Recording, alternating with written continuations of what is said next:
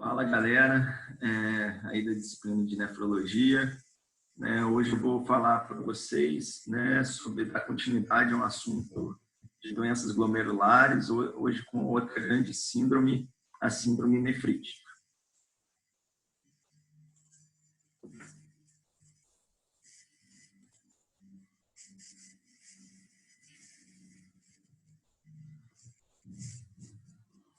Bom, é importante saber que, mais do que síndrome nefrítica, síndrome nefrótica, a síndrome nefrítica é um diagnóstico sindrômico, e ela faz parte de um grupo de doenças muito maiores, que engloba tanto síndrome nefrítica quanto síndrome nefrótica, que são o quê?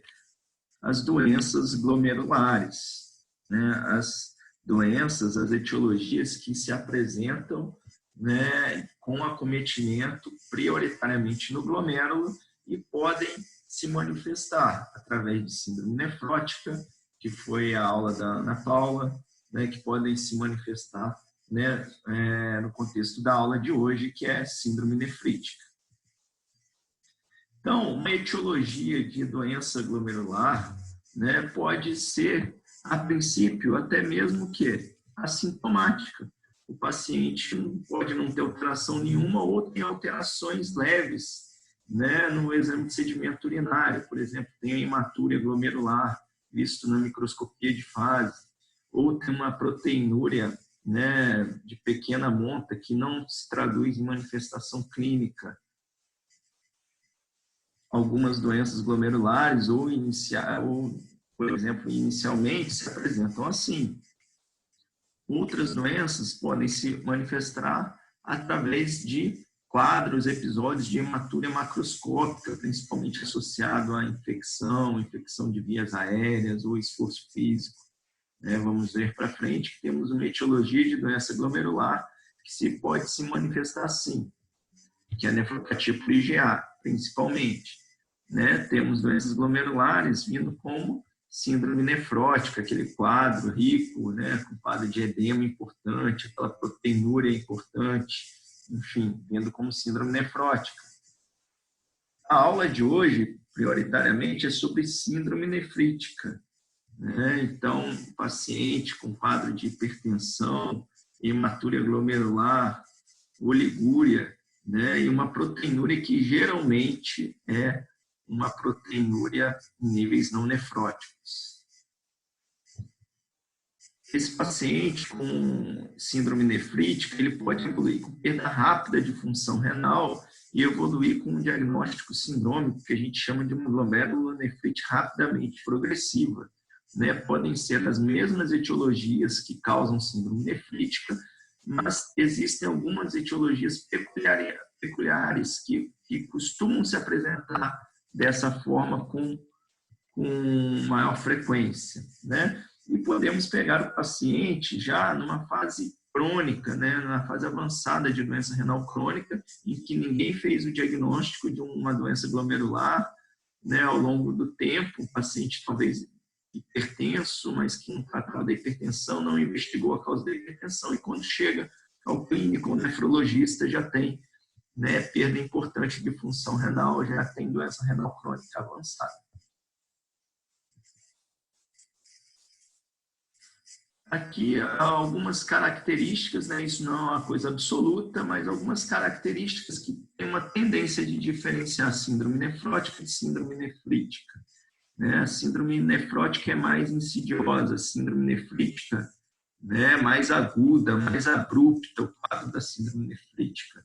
Normalmente, as causas de síndrome nefrítica trazem um diagnóstico mais precoce, porque é mais abrupto, mais rápido de ser notado.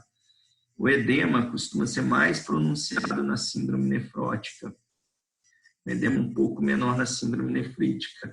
A pressão arterial, ela é caracteristicamente elevada na síndrome nefrítica. Na síndrome nefrótica pode estar até mesmo normal. Alguns casos, por exemplo, o GS costuma ser pressão elevada, mas, por exemplo, pacientes com doença de lesão mínima, que é outra causa de síndrome nefrótica, normalmente vem com uma pressão arterial normal. A pressão venosa jugular pode ser normal na síndrome nefrótica, ou elevada ou baixa, Na síndrome nefrítica, caracteristicamente, né, é alta porque síndrome nefrítica, no contexto da síndrome nefrítica, está a hipervolemia e oligúria. Proteinúria maior na síndrome nefrótica, hematúria caracteristicamente tem na síndrome nefrótica pode ter ou não, né? E a albumina costuma ser mais baixa na síndrome nefrótica, né? Mas uma dessas características, né, com 100% de acurácia, inclui ou exclui uma síndrome nefrótica ou uma síndrome nefrítica.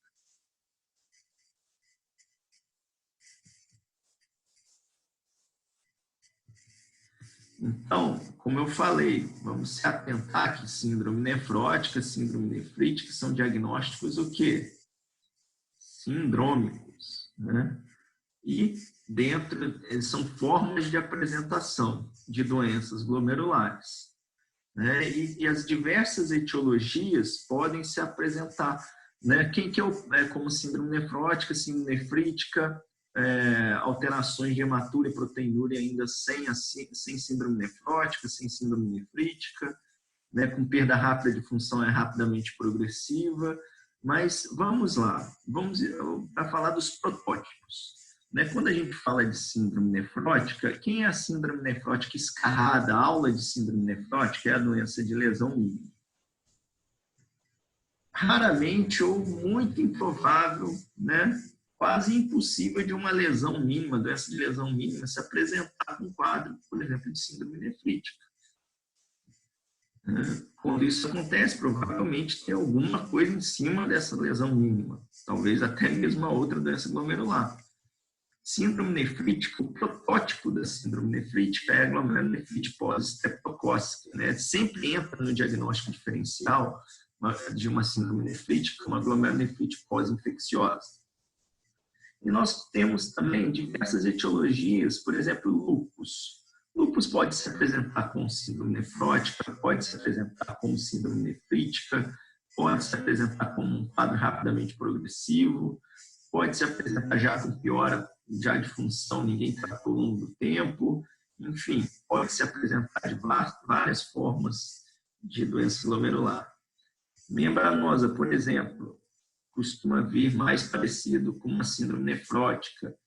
Membrana proliferativa e GEST são causas de síndrome nefrótica, mas que têm um componente nefrítico mais importante. São pacientes geralmente mais hipertensos, que têm hematúria, enfim, né? Se atentar, síndrome nefrótica e síndrome nefrítica são diagnósticos sindrômicos e elas têm diversas etiologias. Então, falando propriamente da aula de hoje, a síndrome nefrítica é uma síndrome composta de hematúria de origem o quê? Glomerular. Então, é uma hematúria dismórfica, né? Se a gente tiver uma microscopia de fase, a gente vai ver dismorfismo eritrocitário e, provavelmente, né, em muitos casos, vai vir acompanhada de cilindros hemáticos. Só relembrando, cilindro hemático, hematúria dismórfica, denota que a patologia é provavelmente, com grande acurácia, o quê? Glomerular. Tá? Edema, né? O paciente fica hipervolêmico, hipertensão e oligúria. Esse paciente pode se apresentar com injúria renal aguda e piora de função renal, né? Por causa da oligúria, né? De diminuição de filtração glomerular. A proteinúria na síndrome nefrítica geralmente é uma proteinúria o quê? Subnefrótica.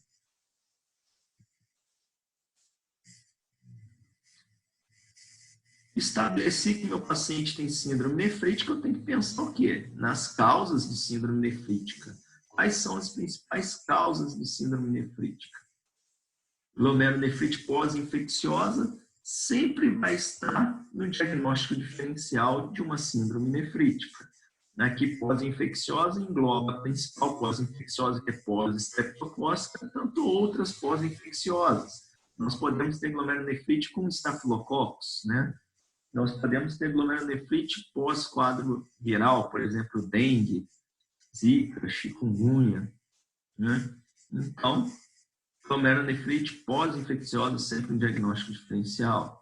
Nefropatia por IgA. A apresentação mais comum de nefropatia por IgA não é síndrome nefrítica, mas em pequena parcela dos casos, em torno de 5%, 10% no máximo dos pacientes com nefropatia por IgA podem se apresentar em algum momento da vida com quadro nefrítico.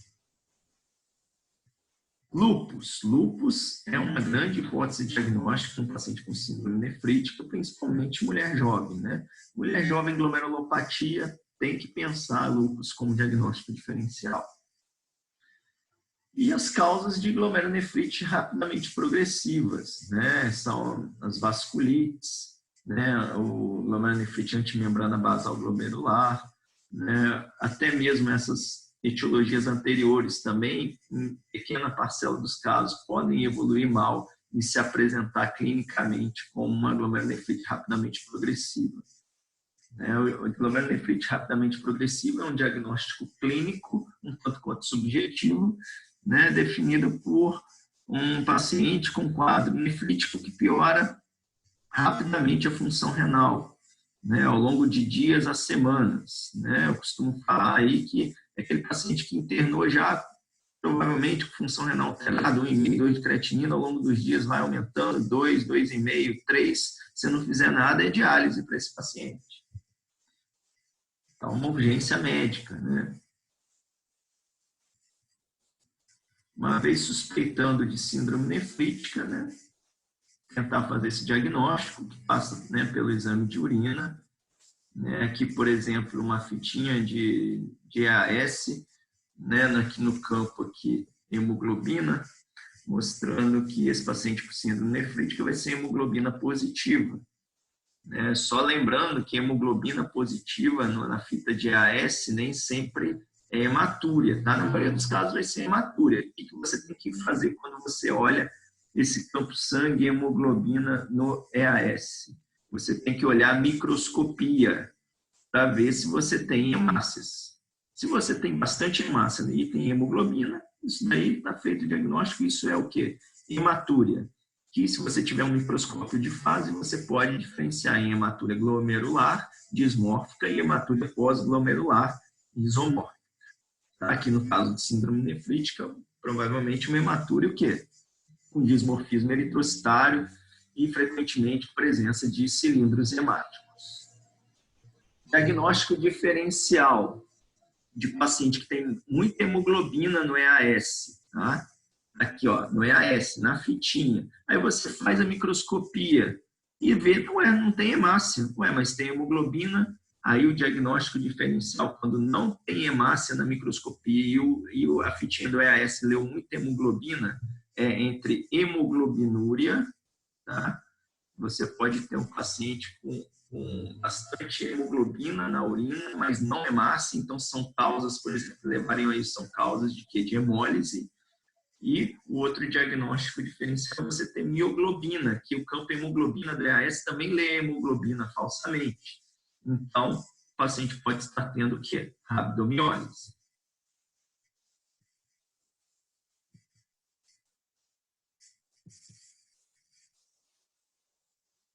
Aqui está o exemplo, né, de hematúria dismórfica, né, na microscopia de fase. Você vê ali hemácias de várias formas, formatos, né? Não é aquela hemácia bonitinha isomórfica.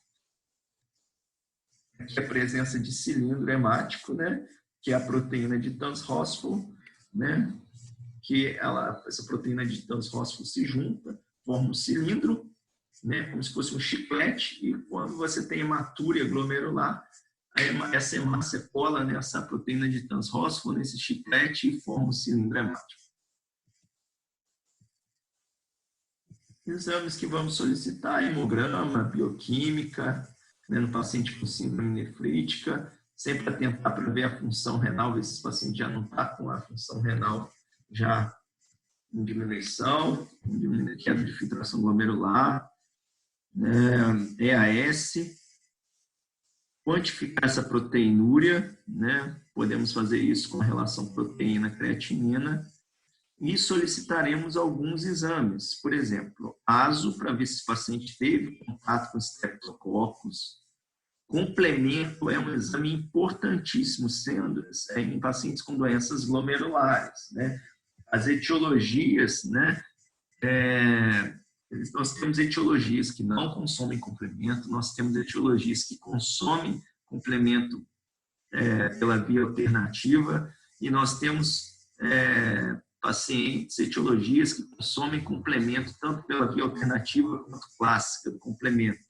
Então, só com complemento a gente já dá para ter uma boa ideia da etiologia da síndrome nefrítica. É um exame importantíssimo. Como triagem, né? FANT-DNA pensando em lúpus, ANCA pensando nas vasculites, né? Pesquisa de crioglobulinemia com ou sem hepatite C é um diagnóstico diferencial de síndrome nefrítica, anticorpo antimembrana basal glomerular e sorologias. Toda doença glomerular, paciente com doença glomerular, nós temos que pedir sorologia para hepatite B, C e HIV, são causas também de doenças glomerulares, né? A gente pode estar de frente a uma paciente com síndrome nefrítica secundária, aí um paciente com HIV, com GESF, né? Podemos ter um paciente com síndrome nefrítica secundária a lúpus, FAM positivo, anti-DNA positivo, enfim. Né? Fazemos uma bateria de exames aí de triagem. Exames de imagem, um raio-x de tórax, vai avaliar a presença de hipervolemia, congestão, ultrassom renal, que nós esperamos o quê? Um rim próximo do normal, né? E dependendo do ecocardiograma, se a gente suspeita, por exemplo, aí de endocardite, acometimento miocárdico, miocardite associada a esse quadro, talvez quadro infeccioso ou inflamatório.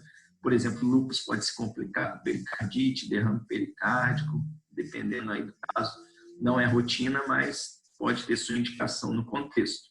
Tomografia de tórax, um raio-x alterado, né? A tomografia de tórax ajuda, muito mais sensível na avaliação de lesões nos pulmões, né? Suspeita de vasculite, ANCA positivo, onde podemos ter a síndrome pulmão-rim, né? Onde o paciente apresenta acometimento renal de glomerulonefrite e acometimento pulmonar, né? Às vezes esse paciente já tem hemoptóico, né? Ou muitas vezes esse paciente já tem alteração pulmonar, imagem sem clínica pulmonar, enfim. Nesses doentes pode ser útil a tomografia de tórax, mas de rotina, né? Um paciente com síndrome nefrítica, pelo menos raio-x de tórax, ultrassom renal.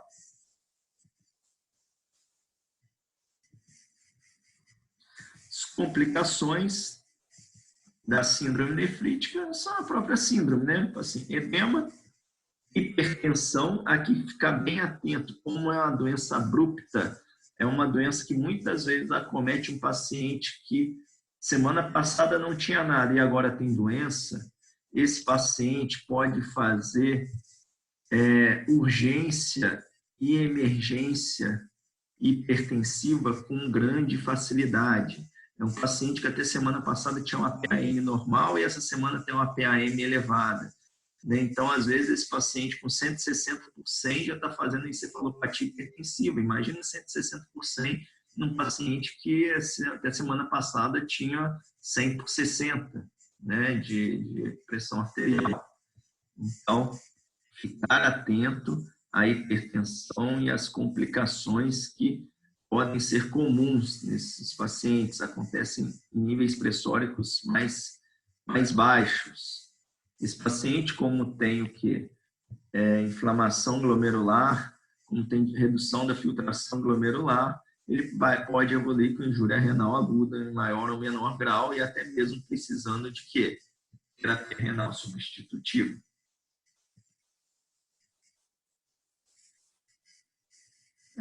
Aqui uma tabela demonstrando assim, as principais causas de síndrome nefrítica e alguns exames que podem ser auxiliares aí nesse diagnóstico, né? Glomerulonefrite pós-streptocócica, o ASO,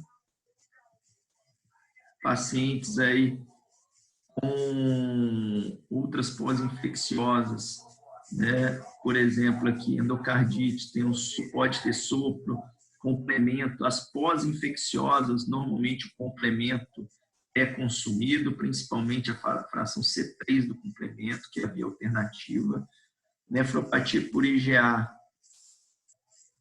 A IgA sérica pode ser elevada, mas, assim, sinceramente, IgA sérica no contexto de nefropatia por IgA não confirma o diagnóstico e também não exclui positivo ou negativo, né? Mas o complemento, guardem isso, o complemento na nefropatia por IgA é sempre o que? Quase sempre normal.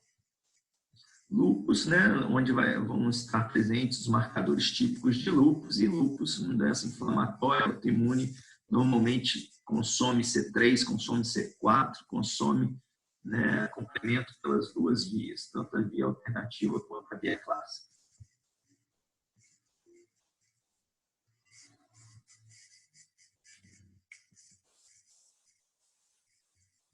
Aqui um exemplo, né, um caso já. Patrick, 8 anos, apresentou há cerca de 3 semanas quadro de infecção cutânea infectivo, tendo procurado a unidade básica de saúde, sendo prescrito amoxicilina. Patrick chega hoje no pronto atendimento com hematúria, edema e hipertensão arterial. Qual que é o diagnóstico provável de Patrick? Diagnóstico sindrômico, síndrome nefrítica. Né? E qual o provável diagnóstico etiológico de Patrick? Glomerulonefrite pós-streptocócica, né? É a mais comum, né? É o que a gente sempre vai entrar no diagnóstico diferencial de síndrome nefrítica, glomerulonefrite pós-streptocócica, né? Que é comum aonde? Que é comum em crianças. Tá? Pode ocorrer na vida adulta também, mas é mais comum em crianças. Sobre a glomerulonefrite difusa aguda pós-infecciosa, né? Ela é a síndrome nefrítica escarrada, né? É um processo inflamatório agudo com perda da capacidade de filtração renal, gerando, então, edema e hipertensão arterial, caracteristicamente com hematúria de origem glomerular e proteinúria não nefrótica, ou seja, é a definição de quê? Síndrome nefrítica. Glomerulonefrite pós-infecciosa é um protótipo de síndrome nefrítica. É difusa por quê? Porque ocorre por igual em todo o parênquima renal. Geralmente é autolimitado, principalmente quando em crianças, né, tem uma incidência maior entre 2 e 12 anos, com pico de 6 a 10 anos. Etiopatogenia. Ela ocorre por deposição de imunocomplexos originados a partir de reação cruzada de proteínas do Streptococcus pyogenes, que é o estreptococo beta-hemolítico do grupo A. Isso aqui, fiquem muito atentos, isso aqui é alvo de questões de concurso, é alvo, né? Isso aqui é alvo da nossa prática clínica, porque isso define conduta. E também é alvo da prova de nefrologia, obviamente, né? Nós temos que estar ligados que, como a etiopatogenia é por imunocomplexos, não é uma infecção primária do rim pela bactéria e que isso gera nefrite, né? Nós temos que ter um tempo de intervalo entre a infecção e o início da síndrome nefrítica. Se isso não ocorrer, não tiver isso na história clínica, nós temos que pensar que pode não ser uma glomerulonefrite pós-infecciosa. Tá?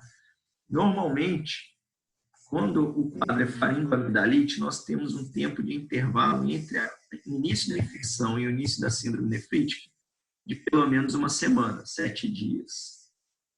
Quando é infecção de pele, nós temos um tempo normalmente de 2 a 4 semanas. Mas guardem aí, pelo menos uma semana tem que ter entre o início da infecção clínica e o início da síndrome nefrítica.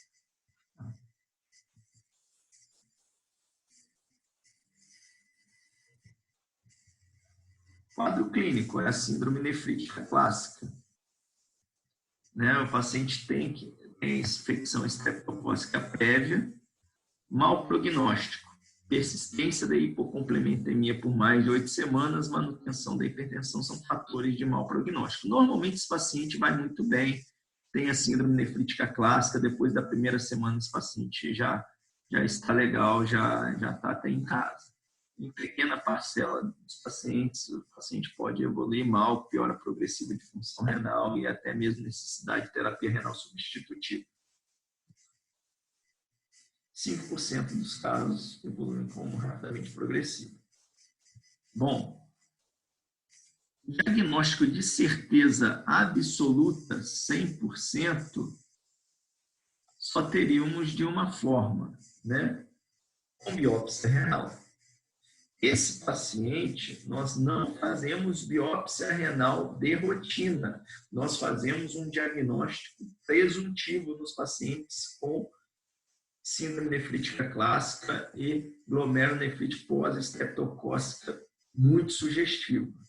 Tá? Então, nós fazemos um diagnóstico presuntivo, até mesmo porque biópsia renal é um exame, sim, relativamente não é tão complexo, mas tem suas intercorrências e é invasivo. Tá? Então, para a gente ficar satisfeito com o diagnóstico presuntivo de glomerulonefrite pós-estreptocócica, guardem esse slide. Esse slide talvez seja o slide aí da aula. Todos esses pontos aqui têm que estar satisfeitos. Senão, provavelmente nós vamos pensar em fazer biópsia no paciente para confirmar se realmente, com 100% de certeza, é glomerulonefrite pós-infecciosa, estreptocócica. Então, primeiro, período de infecção nefrite compatível, né, com demonstração do antígeno estreptocócico. O paciente tem que ter o ASO ou anti-DNase B positivo. Quando é infecção de garganta, amidalite, o ASO tem uma boa sensibilidade. Quando é infecção de pele, o ASO não tem uma sensibilidade tão boa, apenas em torno de 50%. E aí o ideal é fazer também anti-DNase B. Com ASO e anti-DNase B, se feitos os dois, eles dão uma sensibilidade em torno de 90% para a infecção estreptocócica. Então, idealmente, né, fazer os dois, se possível. Queda do complemento, esse extremamente importante.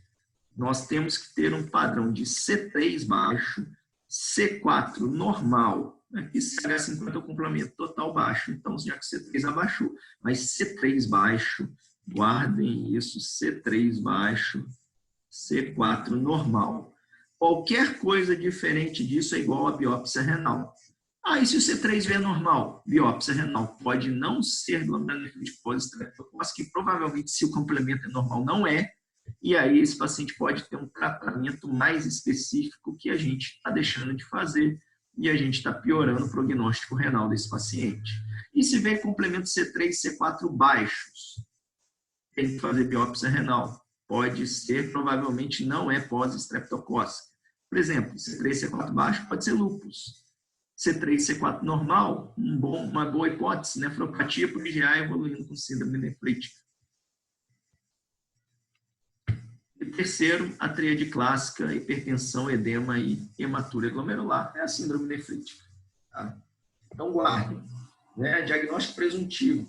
O paciente tem infecção estreptocócica, ASO ou anti-DNase positivo, C3 baixo. E esse C3 tem que retornar ao normal em 8 semanas, em 2 meses. E o paciente tem que evoluir bem.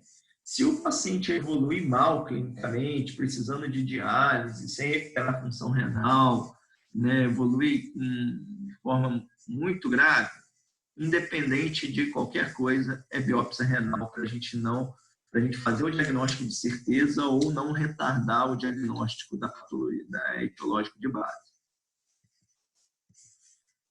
Então, aqui, mais uma vez, demonstrando que pós-estreptocócica tem consumo de C3, porque ele consome a via alternativa do complemento. C4 é normal.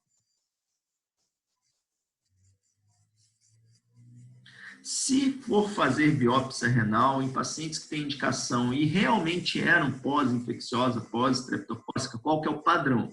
Aqui, mais uma vez, diagnóstico por biópsia é só na exceção. Mas, se for feita a biópsia, o padrão na óptica é uma glomerulonefrite proliferativa difusa. Né? Olha aqui o glomérulo com hipercelularidade mesangial e endotelial. Está todo infiltrado por células do glomérulo. aí difusa porque na maior parte dos glomérulos. Todos os glomérulos, praticamente. A imunofluorescência demonstra depósitos granulares de IgG e de C3. E na microscopia eletrônica, a presença de nódulos subepiteliais eletrondensos, aqui, chamados de corcovas, ramps ou gibas. Isso é bem patognomônico de uma glomerulonefrite pós-infecciosa. Eu já vi bastante questões perguntando sobre esses nódulos subepiteliais eletrondensos. Biópsia renal em todos os casos de suspeita de NPE? Obviamente, então, não. Quando vamos fazer biópsia? Quando o paciente, o quê? Guarde assim. Aqui estão as indicações formais, mas guarde assim. Quando o paciente não evolui bem. Quando o paciente não tem quadro clássico de GNPE. Se ele tem complemento normal, biópsia. Se ele tem complemento C3, C4 consumido, biópsia. Se é um paciente que está evoluindo mal, biópsia. Né? Então, aqui as indicações clássicas: oligúria mais que uma semana, com piora progressiva de função, hipocomplementemia morte 2 meses, proteinúria nefrótica, evidência de doença sistêmica, evidência de rapidamente progressiva, persistência de hipertensão, história familiar de nefropatia. Mas guarde assim, precisa guardar isso tudo. Guarde assim, quando o paciente não está evoluindo de forma clássica, é igual a biópsia renal. Diagnóstico diferencial, sempre pensar no quadro de síndrome nefrítica, né? Pós-infecciosa, sempre a principal hipótese, uma das principais, principalmente em crianças, principal hipótese, né? Em adultos também sempre um diagnóstico diferencial, mas pensar nas outras possibilidades. Tratamento de glomerulonefrite pós-infecciosa. Não tem, a princípio, benefício de tratamento imunossupressor. Tá? É um tratamento muito mais de suporte, já que ele tem retenção volêmica, restrição hidrossalina, diurético de alça, que é o natriurético, se ele piorar a função ou ficar com hipervolemia refratária, diálise. Antibiótico, isso muito importante, né? O paciente teve infecção prévia, antibiótico. Não muda o curso natural da nefrite, mas visa eliminar da orofaringe as bactérias causadoras. Não é feito profilaxia igual febre reumática, né? Depois de glomerulonefrite, que tomar uma penicilina benzatina de 3 em 3 semanas. Isso não existe pós-infecciosa, pós-estreptocócica. Mas guardem aí. Não tratou da infecção, da piodermite, da amidalite, tem que tratar, tem que erradicar essa bactéria. Mas o tratar, ele não muda a evolução da nefrite. Eu não estou falando, então estou falando que tem que tratar, mas se tiver qualquer questão de prova falando que tratar muda a evolução da nefrite, está errado. Não muda a evolução da nefrite. Vamos ver se vocês entenderam, então. Aqui tem uma paciente de 7 anos que chegou pronto atendimento do hospital universitário com de dor de garganta 3 dias. Mãe relata que já fez consulta com o pediatra 2 dias sendo medicado com bezetacil. Refere a persistência dos sintomas e essa manhã apresentou urina de cor avermelhada. Tem um ASO de 600, que é um ASO positivo, ou seja, teve contato com estreptococo. PAS tem hemoglobina positiva, hemácias. Então, um paciente que tem hematúria e cilindros hemáticos, ou seja, tem um hematúrio que glomerular. O provável diagnóstico é, muito bem, provável diagnóstico é doença de Berger ou nefropatia por IgA. Também, né, nefropatia por IgA é conhecida como doença de Berger. Parece ser a glomerulopatia primária mais comum do mundo. É muito subdiagnosticada. Tá? Porque a apresentação principal da nefropatia por IgA é hematúria glomerular e mais nada. O paciente tem hematúria e não tem assintomático. Em alguns pacientes pode ter hematúria macroscópica associada à infecção, associada a esforço físico. Mas por que não é pós-estreptocócica? Não é porque não tem a síndrome nefrítica, não está hipertensa, né? Não está oligúrica, Mas principalmente aqui, ó, não tem o tempo entre a infecção e a possibilidade de ser o quê? Síndrome nefrítica secundária a contato com estreptococo, porque não tem uma semana. Só por causa disso, sim, essa resposta é doença de Berger e GA por causa dos dias. Tá? É o que eu falei. Pós-estreptocócica é por imunocomplexo. Só uma palhinha aqui sobre nefropatia por IgA, o que vocês devem saber, né? Glomerulopatia primária mais comum do mundo. É uma deposição de cadeia anômala de IgA no mesângio. A maior parte é idiopática, pode ser secundária, cirrose, doença celíaca, HIV ou uma síndrome paraneoplásica, mas a maioria idiopática. Causa mais comum de hematúria glomerular isolada, né? 40% dos pacientes têm episódio de hematúria macroscópica acompanhando a infecção, mas com função renal normal, tá? Ao longo do tempo. 40% com hematúria microscópica e proteinúria mantida também, muitos desses pacientes com função renal preservada, e muitos desses pacientes subdiagnosticados. 10% podem apresentar síndrome nefrítica clássica, então se apresentar como síndrome nefrítica, e aí vai ter um tratamento específico, 10% como síndrome nefrótica ou rapidamente progressiva. Complemento caracteristicamente normal, né? Prognóstico, maioria 60%, uma evolução muito lenta ou assintomática, 40% podem evoluir com piora de função renal ao longo de anos. Poucos casos podem evoluir, né, com piora rápida de função. Então é aquela coisa, né? É uma doença que na maioria dos casos, não sei se eu posso falar benigna, né, mas que na maioria dos casos vai ter uma função renal estável, mas que não é indolente de tudo, né? Alguns pacientes vão evoluir com piora de função.